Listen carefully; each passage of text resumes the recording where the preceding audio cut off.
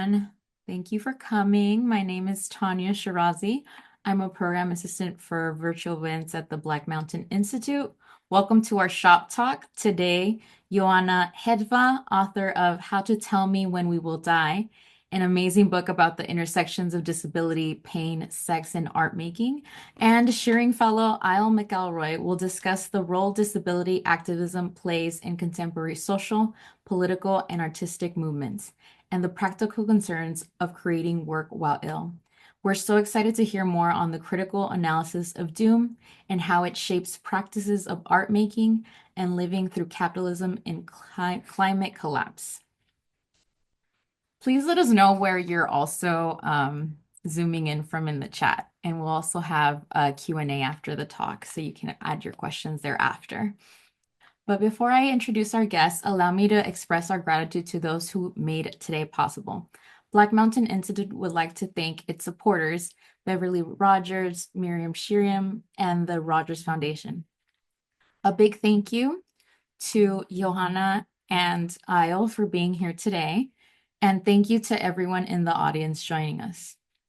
Furthermore, the University of Nevada, Las Vegas wishes to acknowledge and honor the indigenous communities of this region and recognize that the university is situated on the traditional homelands of the Nuwu and Southern Paiute people.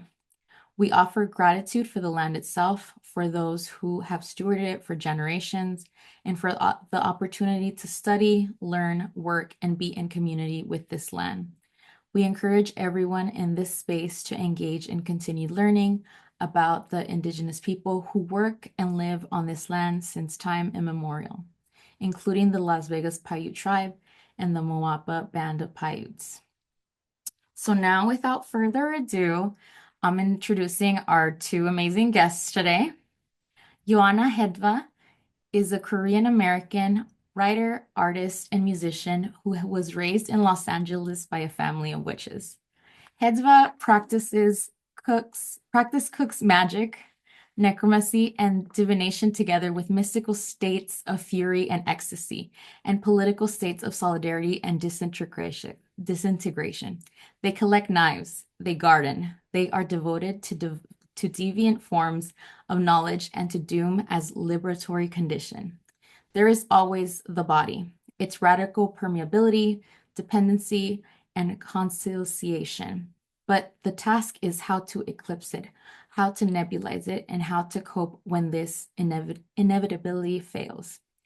Whether the forms is novel, essays, theory, poetry, music, performance, AI, video games, installations, sculpture, drawings, or trickery, ultimately, Hedva's work is different kinds of writing because it's different kinds of language embodied. It is different kinds of body. It is a word on a page, screaming in a room, dragging a hand through water.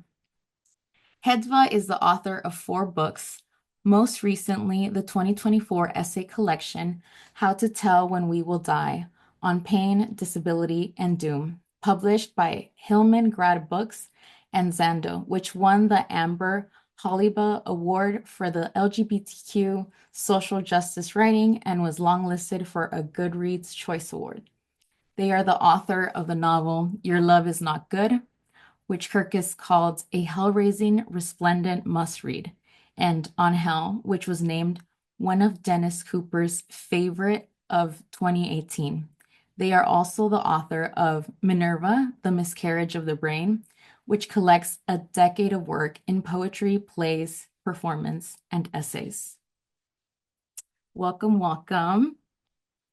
Isle McElroy is the author of The Atmospherians and People Collide, named a best book of 2023 by Vulture, NPR, Them, and the New York Times critics. Their essays appear in the New York Times, The Cut, The Atlantic, and elsewhere. In 2021, they founded Debut and Reduce, a socially distanced in-person reading for writers who debuted during lockdown and could not hold readings in person. They got a PhD in literature and creative writing at the University of Houston. Welcome, Isle. Thank you so much, Tanya, and thank you so much, Joanna, for being here today. I am excited to talk shop and the many things that go into writing a book and being an artist. I'd love to start off, and I think in that introduction, Tanya did a really good job of sort of outlining the many sort of styles and art forms and genres that you work in, Joanna. So I'm sort of curious, like, why book? Like, why, in the many ways that you can create, that you've proven yourself an artist and capable and talented in creating, um, what made you want to collect these ideas, these essays in a book versus sort of engaging with these feelings and ideas and thoughts in other mediums? Um, that's great to start with. I'm so happy to start with the obvious, actually. Because it's a question that I think about a lot. From my earliest, kind of cognitive choices as a child, I wanted to be a writer. But I've had a really anti-writing or anti-traditional writing kind of path. I've never taken a writing class. I did not study writing. Um, but from the beginning, I was like, I'm going to be a writer. My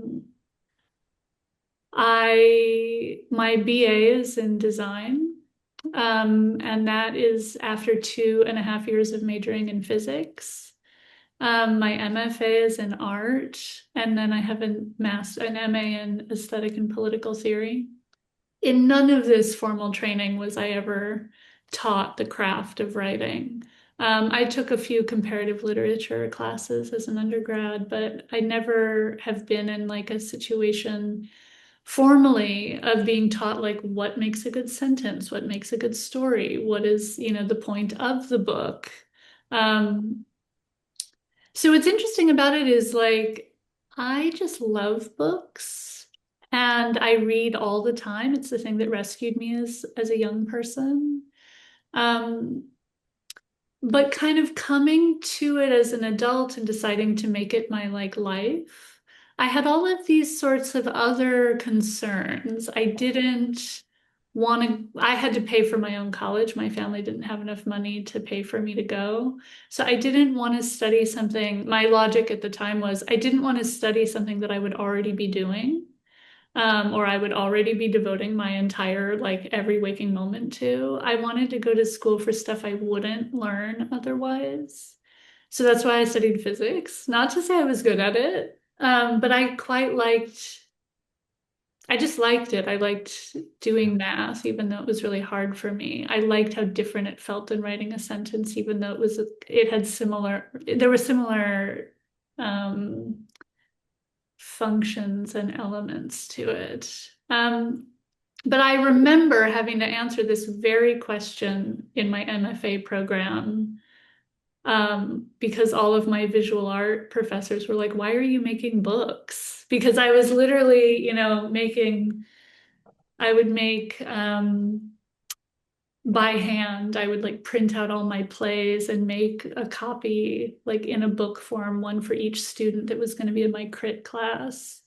I wrote a novel and made a kind of object of it for my MFA thesis. I was always making books as well as writing. And so yeah, I had this exact question before, and the answer that I came up with was I mean, on the one hand, the thing that is really cool to me about books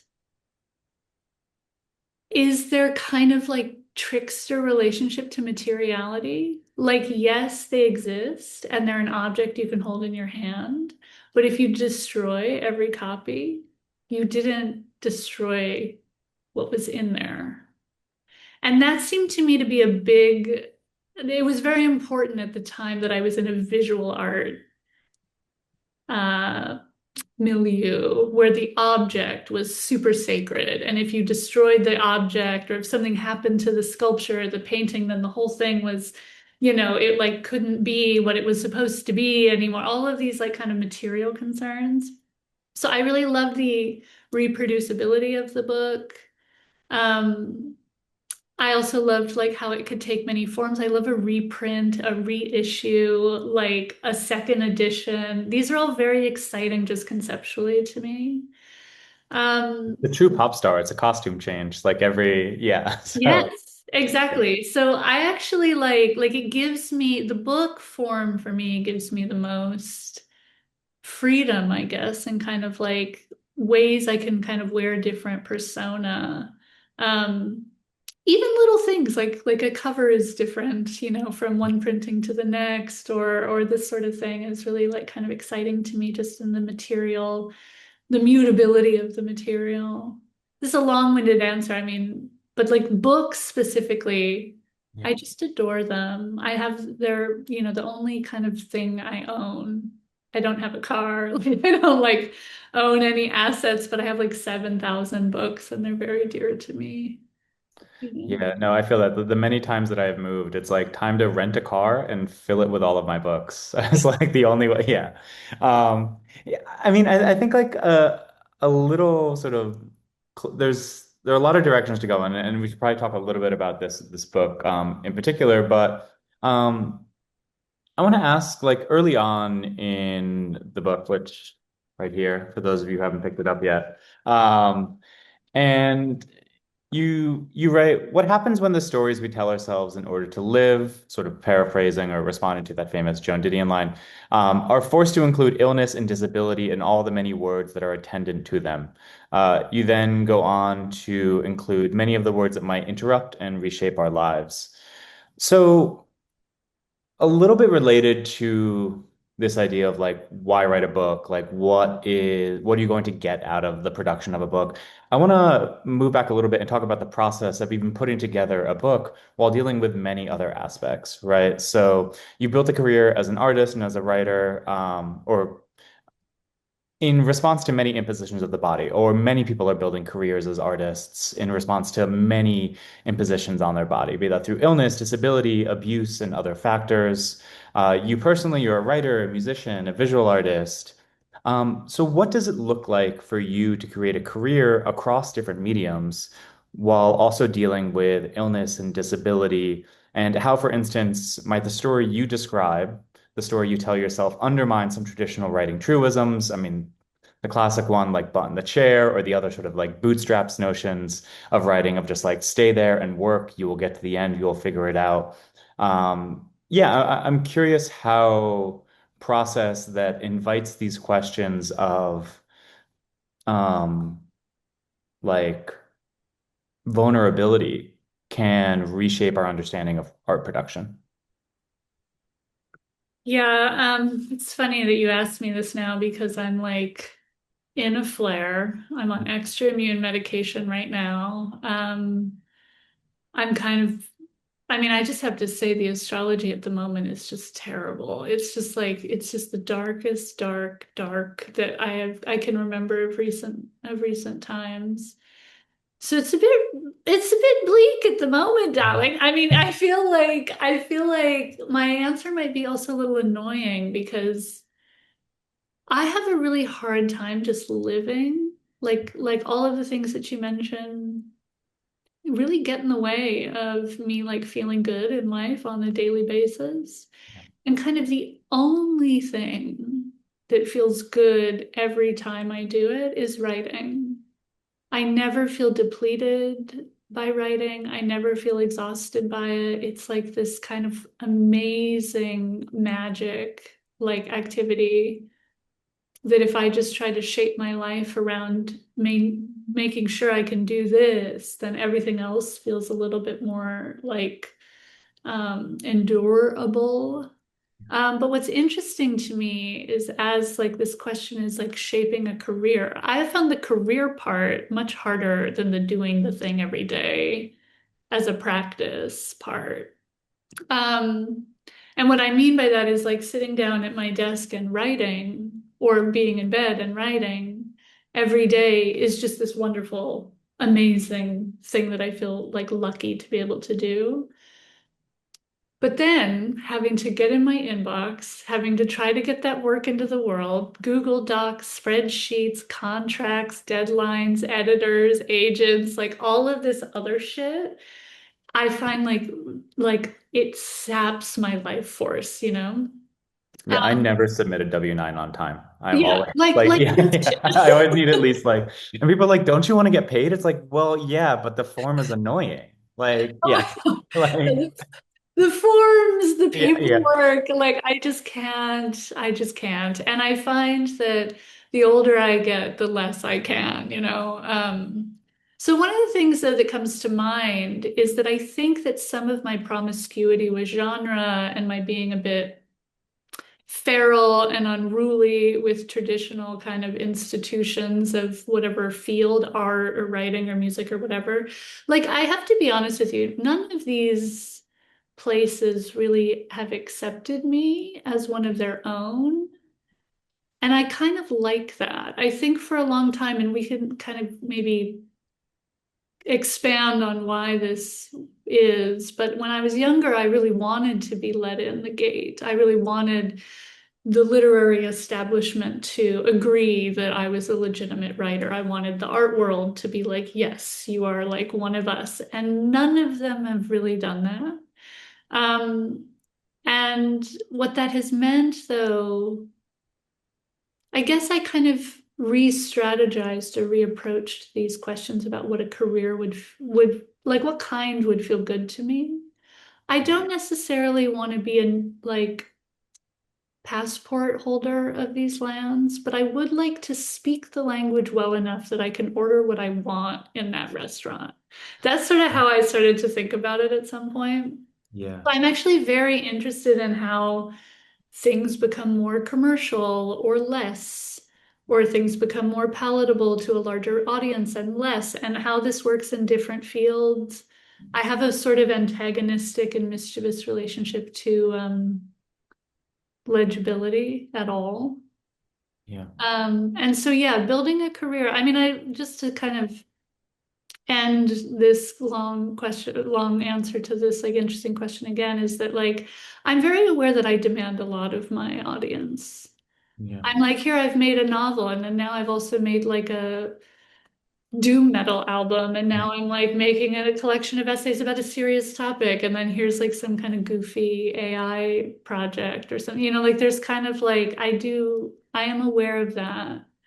Um, Yeah, let's actually step back and talk a little bit about like commercial or stuff like that. I mean, it's something that I've been thinking a lot about. I a few years ago I got into a Chantal Ackerman kick, and I was like watching her movies, and then I watched maybe it's like The East. I forget what it is. It's like the documentary that's pretty much just like an 80-minute long shot of people in bread lines um, behind the wall, like in the Soviet Union. And I left it being like, this is like Chantal Ackerman has completely reached her vision, and I hate it for that reason. Like, it's like an artist has finally fully reached what she wants to do. Like, she has reached her complete total self. And I'm like, and it has completely walled me off because like it is for one person and it is for her, right? And so I think this negotiation that we're always doing as artists, right, is like where are we going to begin to let people in versus where are we going to continue to follow in like our unique vision? And I think that negotiation is something that we're thinking about all the time. And it sounds like something that like you do you feel like you deal with it primarily through fiction, or is fiction maybe your most, or fiction or no, I say prose generally. Um, is that your most legible of your art forms? Is that where you find that you are able to connect?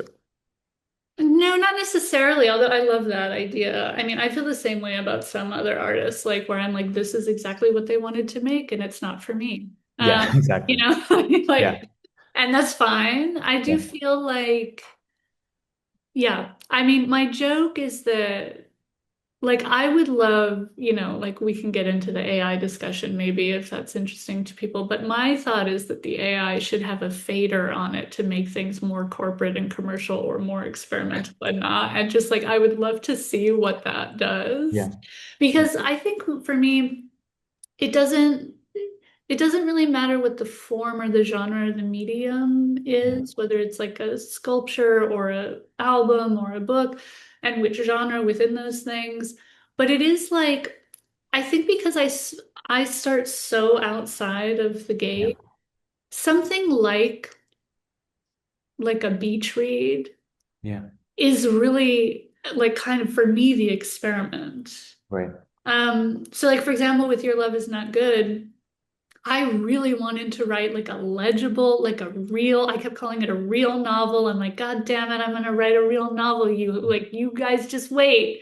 And what's so funny to me is I had no idea how to do this. I was like Googling like what is a plot and like like what a like commercially Yeah. successful literary fiction Yeah. projects do that is different than um things that are considered experimental. And what's interesting to me too about that book specifically is when I was done with it, me and my, weird artist friends, everyone was like, bitch, you made a hit. Like, this is a beach read. And then, of course, every literary press that we sent it to rejected it as being too weird.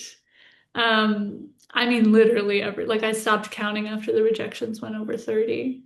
Um, and so it's just interesting to me how these things are evaluated and how we decide in terms of a consensus within our community or the audience that we're part of, like what, like, because it also happens in the audience, right? When we've decided that somebody we like has now gone over to the dark side of selling Yeah. out or trying to make something commercial that we feel is somehow betraying something else in their project or so I actually really find these um choices to be really interesting to like work with as part of the material. Like how do I ratchet this up in legibility?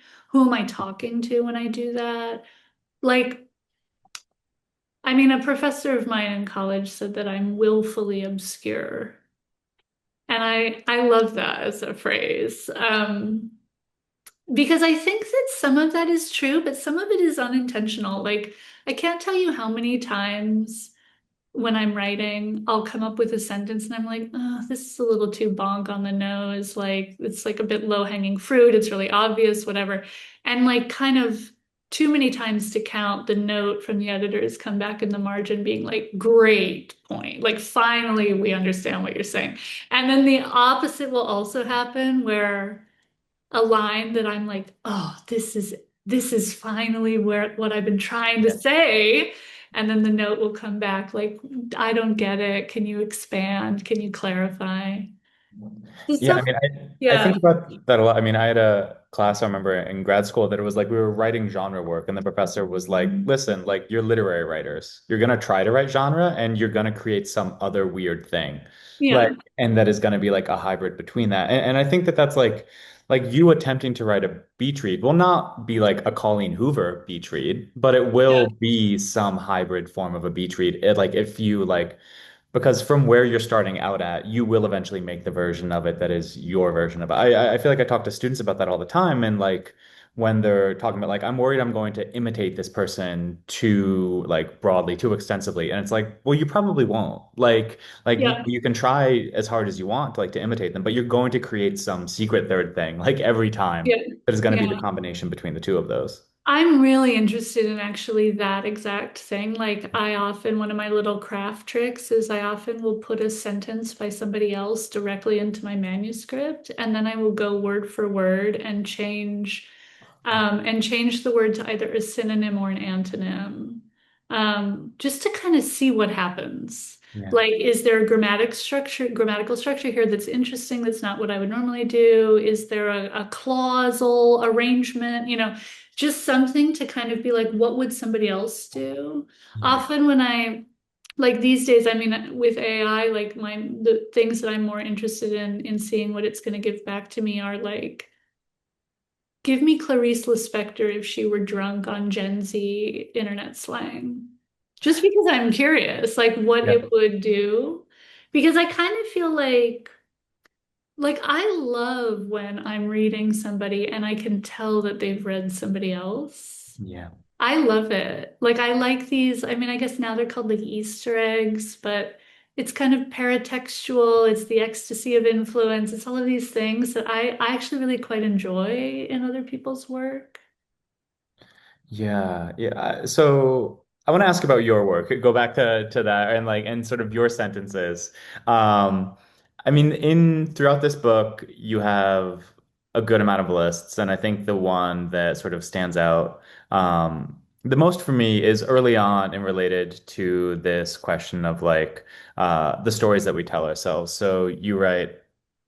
Buckle in, everybody. What happens when the stories we tell ourselves in order to live are forced to include illness and disability and all the many words that are attendant to them? Sick, sickly, poorly, crippled, lame, incapacitated, diseased, broken, blighted, ailing, afflicted, infected, infirm, indisposed, incapable, limited, restricted, confined, invalid, bedridden, bedbound, wheelchair-bound, immobilized, weak, impaired, damaged, paralyzed, mutilated, debilitated, harmed, maimed, ailing, declining, down, downcast, cast down, weighed down, washed out, frail, feeble, unfit, out of action, impaired, in pain, incurable, anguished, agonized, aching, rotten, run down, dejected, despondent, destitute, disadvantaged, daunted, deteriorating, reduced, lowered, leveled, queasy, seedy, doomy, crummy, morose, blue, valetudinarian, unbalanced, disturbed, deranged, demented, contaminated, under the weather, out of whack, out of sorts, off color, green about the gills, sick as a dog in a bad way,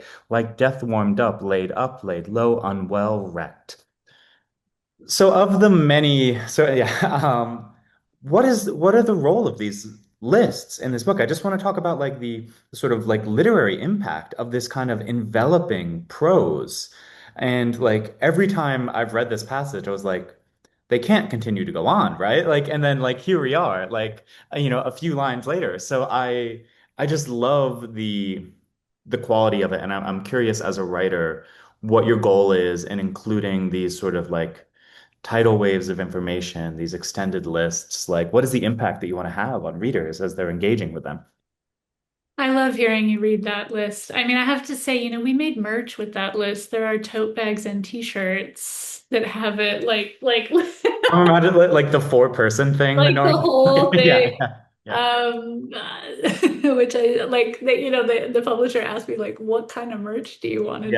yeah, Like that list. yeah. Scrolls, please. Yeah, Yeah. Well, there are a couple intentions and a couple strategies going on there. One is that the main project of this book was that I wanted disability to feel expansive rather than limited. And I wanted it to be complex. I wanted it to have all of these different possibilities of meaning rather than what I felt is more often the case, which is that when you bring disability or illness onto the page, into the room, whatever, it forecloses possibility. The same story gets told, the same words get attached, and they're fewer rather than more. Like I've noticed also with students when they want to start writing about illness, they tend to reach for like, you know, pain is always crippling yeah, or whatever. There's like a kind of like there's a certain set of cliches or platitudes. And on one hand, I'm interested in how these cliches become cliches. But with that list specifically to like go in right out of the gate, I mean it's like on page 4 or something. I wanted it to be like, actually, we do have capacious language. We have so many synonyms for this condition that have already, like, you've probably already heard all of these words, but maybe not all at once.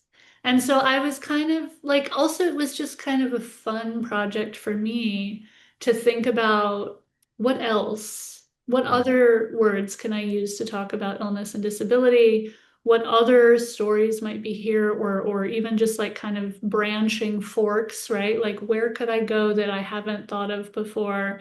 And I will say that that list, um, I first had the idea for a list like that because of Donald Antrim's memoir, which I read whenever it came out, I read it right when it came out. And there's a shorter list in his book about depression. yeah, And it's so beautiful and poetic. And it was the first time I did, because I've suffered from depression. I've been in the psych ward for depression. It was the first time I ever read something that felt like, oh, there's actually a lot here rather than like a limited, restricted terrain.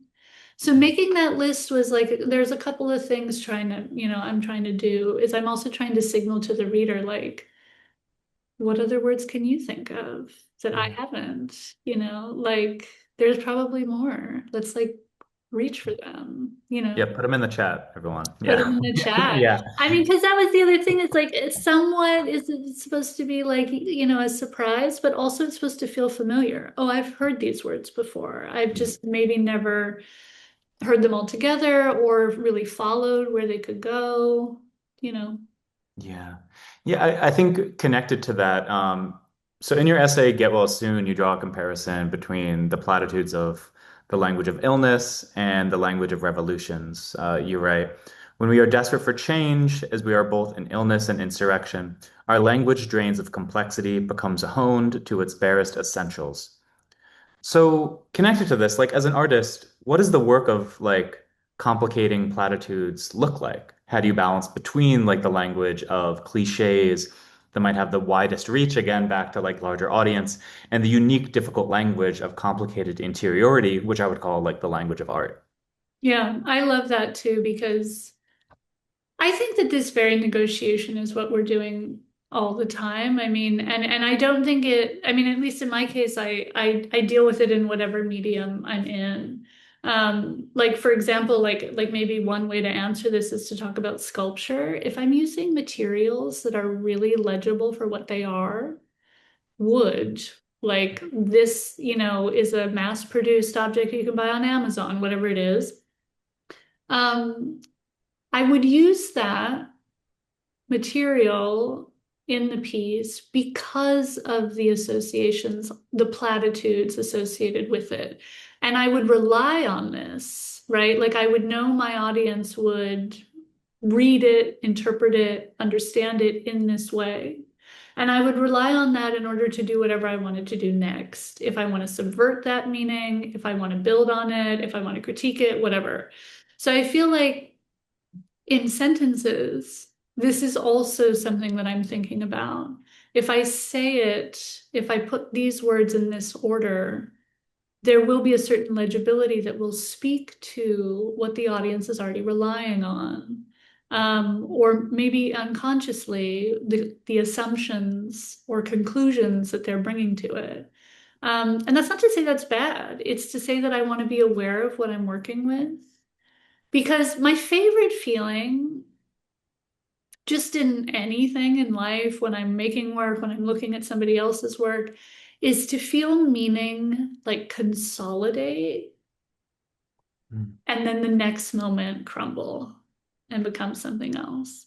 So I kind of want that first, like that's one, like to go back to that list, like I'm using words that we know are associated with illness and disability. There's a consolidation of this, meaning we can stand here, start here at this foundation. And then as we go, that, can destabilize or transform or change in some way. So I actually sometimes quite like using cliches or received ideas or, all of these different ways that we talk about things that have this kind of collective consensus around them. Like sick woman theory is a great example. The sick woman is like a figure, a cliche that I wanted to start with and then really like investigate. How did she come to be? What does she do for us? What does she mean? Like, where do we see her? Like, how do we react to her when we see, like, all of these things? I wanted to kind of start with this as a cliche almost. Yeah, Um, I mean, yeah, what that makes me think of is like, I mean, we're talking about like found objects, right? Like yeah, there's that, and then there's also like how the cliche almost takes the form of like weirdly, what's coming into mind, maybe because you said Donald Antrim, is like, but Donald Barthelme's like use of like fairy tales or something like yeah, that, right? Like, how is the cliche or like the sick woman this like narrative that we are able to engage with in the way that someone like Barthelme or like writers since have like written sort of the like contemporary fairy tale, like Kelly Link, another example, yeah, like engaging with these stories. Yeah. yeah. Yeah, I mean, I guess that's what I mean is like I actually quite like starting there because like with something that is legible. And legible for certain reasons. I just like, because as much as I'm like a weirdo, Yeah. I also love like a good, like I want to keep turning the page. I want to find out what happens next. I want a story that's gonna like not leave me behind. Like all of these things as well. I feel that way about film. I feel that way about a lot of art. And I do think that this what I mean is like if I can kind of start with something that I know the audience might feel comfortable with, Yeah. they've seen it before, or they're like, oh yeah, that thing, like that's familiar enough that I'm like willing to go there, then we can really start cooking. Like then I can take them into crazy, unknown, scary territory. It also is like maybe like unexpectedly seems like a way to respect your reader's intelligence too, right? Like, Well, yes. Yes, I feel like my reader is tremendously more intelligent than me. And I feel like in ways that I really respect yeah, what a reader brings to my work. And I'm trying to do this. It's like I kind of want to be like, I'm thinking of that too. yeah. Maybe you have the answer. I don't. Like I kind of, yeah, one of my like larger kind of methodologies or even values or mantras is that I just don't really trust answers that Did you I say answers or dancers? I was like, yeah, yeah, those dancers, yeah, yeah. well, I meant answers, but I'm sure that we could make an argument to, I mean, the thing that you can't trust a dancer to not do is roll around on your living room floor. Just with it coming over for coffee, it's so Yeah. embarrassing. They just start rolling around. No, answers. I don't really trust answers. Unless they have some kind of trap door that swings open and leads into another question. Yeah. So I just want to make sure we have about 5, 7 minutes left until we're going to start opening up to questions. So if you have questions, start putting them in the chat, and we'll get to them in about 5, 10 minutes or so. I wanted to talk a little bit about the unique way that you build arguments in this collection and the way that your essays moves. So I admire your ability to use personal experience as a critical foundation for your arguments. I'm thinking of your essay, Can I Hit You? Where you open by writing about pain in your erotic life and later broaden out to discuss the larger relationship between care and pain. Quote, suddenly I become aware that there's a causality to care, a reason for its existence. The because of care is pain. Why else would care be necessary? And later, perhaps it's the architecture of care. Perhaps it's that the architecture of care is already built by pain. There's a ton going on here. I love this idea about the relationship between pain and care, that pain creates care, and I love that experience is the primary source for your argument.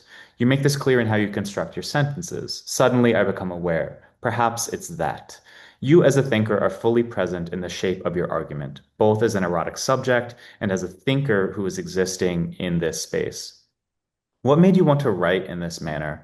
And what are the expectations for constructing an argument based in this kind of like personal and physical experience? I love this question. I mean, I think I have an erotic relationship with meaning itself Mhm. and with thinking. I'm much more interested in thinking than I am in thoughts. Okay. I find there's a queerness to thinking that does not exist in a thought.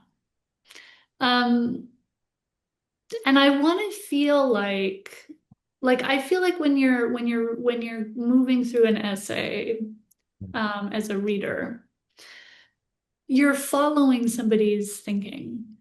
Yeah. And I want to bring my reader along as much as I can in an embodied way, which is a kind of erotics.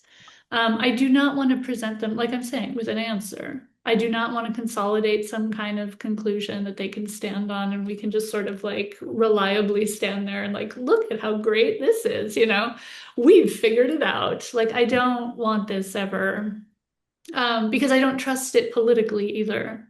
Right. Um, and so what that means is that I have to kind of be willing to risk myself on the page. I have to be willing to show how I've changed my mind, maybe why I thought that thing was not great, or here's like an idea that snuck into my thinking without me knowing.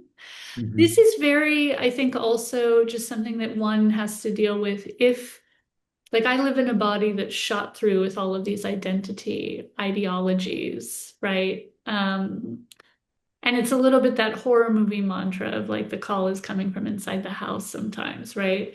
So, like, I wanted in this book to write about my experiences of illness and disability, but I also wanted to write about ableism, and I wanted to write about classism and sexism and homophobia and the cis heteronormative tyranny that we live under. Like, I wanted to write about these things, but I did not want them to like dictate how I was then writing about, like writing about being sick is different than writing about ableism. Writing about being queer is different than writing about homophobia. But there is this weird, messy enmeshment of these things that can happen in us. And, kind of one of the first steps you got to do in an exorcism is like identify where the devil is. He's like, oh, he's in there. He's like taken over Yeah. this girl's body or whatever it is. And so there is some of that going on where I'm really trying to like excavate where these isms, ableism, classism, sexism, all of that kind of shit has like kind of infested me. Yeah. And in order to do that, for me, I have to have a kind of erotic presence in the thinking through. I have to be like, where do I feel it? How did it get there? Where have I felt it before? Like, that's what I'm saying. I have to kind of be willing to risk that exact process on the page. Um, which often takes a long time. It means that I usually write a bunch and then I have to kind of let it sit for a while and not look at it and then come back to it and read it as if like I'm like, so what conclusions are being drawn here? Maybe that I didn't even mean to get to, and why? Yeah. How? So I think like that's sort of one of the just general approaches that I'm always trying to do, also in fiction as well, but certainly in nonfiction where there's like ideas, Yeah. being talked about. I mean, in relationship to like last questions before we move on to the audience, but like in relation to the sort of isms, like how does this relate to, you write a little bit about what you call like the art practice of error, and how like what would happen if we embraced more like mistakes in life and in writing and in art practice. So are those related to each other? And what does it look like to genuinely um, create like to make mistakes on the page as a thinker and to move through that. I'm thinking of, have you ever read the Brian Blanchfield book Proxies? Mm-mm. Oh, it's an essay collection where he does no research, and then the last like there's like a coda that is everything he got wrong. Oh, Like that's that he fabulous. like looks back at, and he just tries to sort of write these essays through memory alone and then eventually researches and sees them. So like what is, I'm curious like for you, or like what you think is a potential art practice of error or of mistake making as you're also finding like the erotics of these isms, or like if I Yeah. understand you correctly. Yeah, I mean, I guess like, like I mean, just to kind of politicize it a little bit, like I think of this statement, this quote from Morgan Parker that I think about all the time, that fact is fiction with state power. Yeah. Like I'm not so interested in answers because I'm very skeptical of how they became an answer. Like Yeah. what ideologies, what belief systems, what values had to kind of shore this up institutionally, and what is sort of happening when we say like, oh, this is right, this is wrong. Yeah. This kind of person is right, this kind of person is not Yeah, to be. most answers are just sort of like legacies. Like they're just, yeah. Well, yeah, Yeah. yeah, like, and this doesn't mean that I like don't believe in truth or something. It's more, it's more that I'm really I think deeply about how interpretation works, Yeah. and how it's historically, socially, politically kind of formed. in different zeitgeists and by different, kind of forces. But I guess to say this thing about like a personal art practice being, kind of like foregrounding things like questions that don't have answers, making mistakes or changing your mind, like failing, like all of that. I guess I also just don't really believe in like purity. Mm. I don't need to be right. In fact, I think because my relationship to being right is that I just think I am. And so when I'm like informed that I'm wrong, I'm like, oh, that's interesting. Um, it's a bit Yeah. neutral for me. I'm Yeah. just sort of like, well, here's what I think. And then if Yeah. I'm like, I learn that that's like not what it is, I'm like, huh. It's like a kind of like almost like it's like an exciting moment. Um, and I guess I feel like as a reader, I love watching a writer come to some kind of, yeah, to do some thinking that I can witness and follow. And then we sort of come to an idea, and maybe it changes the next page. You know who's great at this, and I adore going on the ride with her is Matilda Bernstein Sycamore. Mm. She Yeah. will make an argument in a paragraph and then just completely undo it in the last sentence. And she does it on every page. It's like incredible.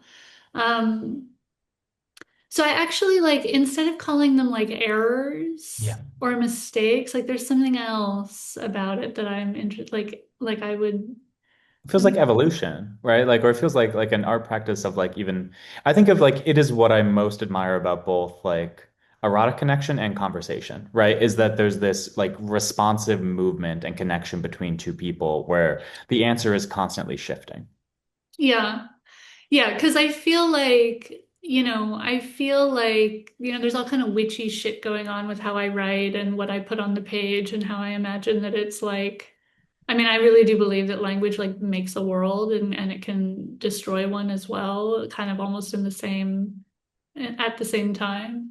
And so there is something about that like I do think that my work is just like anybody's is. I do think it's changed by how it's read and by what the reader does to it as much as the writer. Yeah. So yeah, it's maybe not error so much as like contingency or Mm. something. Yeah, great. Um, I'll think about it though. That's a Okay, perfect. yeah. Yeah. Yeah, watch this space. We'll Yeah. 5 years, I'll be like, Okay, yeah, yeah, yeah. it's We'll meet back here in five. We'll do the sort of like after midnight thing. We'll come back here in 9 years.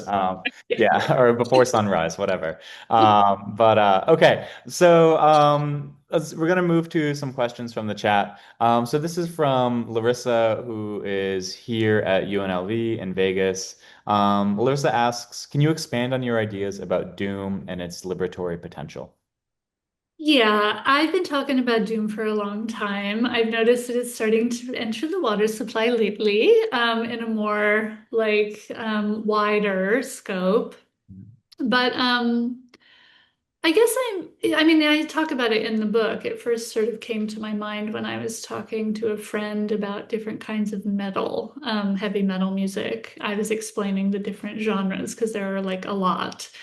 And I found myself saying, well, death metal is fast and doom metal is slow. And that seemed to be like a big insight. Death is fast and doom is slow. Um, so I think the other thing about doom is that it looms on the horizon for many people. There's an ominous kind of dread, right, about what could the worst possible thing be. Um, and I just think it's true that many people, different groups, have had that horizon get really close in their lives for various reasons. I think that disabled people, people that become disabled, especially in their, maybe who weren't uh, kind of having this as a condition their whole life, but kind of come to it. I think doom can kind of show up as the thing that's happening now, not the like worst case scenario that could possibly happen later. So I just started to think about it politically. I mean, I'm really influenced here by thinkers like Christina Sharp's In the Wake, like thinking in the wake of slavery and how it's just kind of a weather Anti-blackness and white supremacy is a whether the worst possible thing happened to African slaves in America, and it happened for 250 years, like every day. And that's kind of incomprehensible on some, level if you have doom being the thing that hasn't happened yet, the thing that's still to come. So I find that starting with doom, that the doom is already here, actually does something weird to our perception of it. It doesn't, it just, something else starts to grow. It doesn't foreclose. I don't really buy hope. Hope Yeah. is not for me. It doesn't really do the thing for me that I think people, often go to hope for. That's other Um, great merch, though. Hope is not for me. That's, yeah, there's. yeah, hope is not for me. There's another line in there that I thought was like one of the other contenders for the merch, which is that I'm not in the business of selling triumph. Yeah. Um, But yeah, so for me, like starting with Doom, because like, listen, like the apocalypse is happening, right? Like in many ways, and we're all like waiting for the end to come while the end is already happening. And I think people feel really desperate in the face of that because they're kind of clinging to some idea of like, well, we must have hope in order to continue. And I have a line in the book, like, how privileged are you if you need hope in order to act? Like, can you just act anyway? Um, I want to get to the next Yeah. questions, but I Yeah. could linger on there on that for a while. No, no, that was wonderful. So this one comes from Beth, who says that their essay work is particular, is complicated and neurodivergent, and my readers are constantly asking me to simplify and make things more relatable. What advice do you have regarding resisting the pressure to make one's writing more legible and approachable? And how do you find markets for such work? Well, I gotta say, I lived in Berlin for 8 years full time and 14 years total. And I think this is an American thing. Or at least, I mean, there's quite a lot in North America. Like America thinks comprehension is the goal of art. They think the climax of your artistic experience is comprehension. They want the takeaways. They want the message. Like, what does it mean? It means one thing. Where is it? And I'm completely allergic to this. It makes me feel itchy. Like this is what I'm saying. I don't trust answers. I don't trust comprehension. Because I guess of the same thing I'm saying is like I'm like comprehension for whom? Like how did this get consolidated as the right answer or what it actually means or the message here? So that being said, I do want my readers to be able to follow me. And I think this is one of the strategies, this is one of the reasons for my strategy of doing an erotics of thinking, is we can follow ineffability, the unknown. We could not arrive at an answer. We could just sort of be along for this erotic experience if that is the thing going on the page, rather than the presumption of we're going to arrive at something that's clear, compact, simple, you know, comprehensible. So it's tricky. I mean, as you will have seen, my market, like I'm not published in big commercial, nationally distributed American publications, like at all. I'm published primarily in art world, kind of cultural space adjacent, like weird publications, usually headquartered in Europe. Um, or yeah, if they're being published in America, they're more art world adjacent. I find in the art world, the reading that people do, they're just a bit more open to this thing of like multiplicity of meanings and questions rather than answers. But no, like I'm not the American literary world does not fuck with me. I gotta be honest. We didn't get one review of this book. Fuck. Not one. Yeah, So I feel like that desire for answers is just such a like a scared relationship to art production or like to art consumption, right? Is like, how can I like take it over, right? And not be like freaked out by what it might potentially make me feel or do. Well, exactly. And I think that Americans are very easily freaked out by what they don't understand, and then they get very hostile about it. And Yeah. it's just like completely the opposite of how I move through the world with art making. Like, I love to be confused by what I'm looking at. I love to come across a word I don't know. I feel cheated if I'm reading a book and I don't learn a new word, Yeah.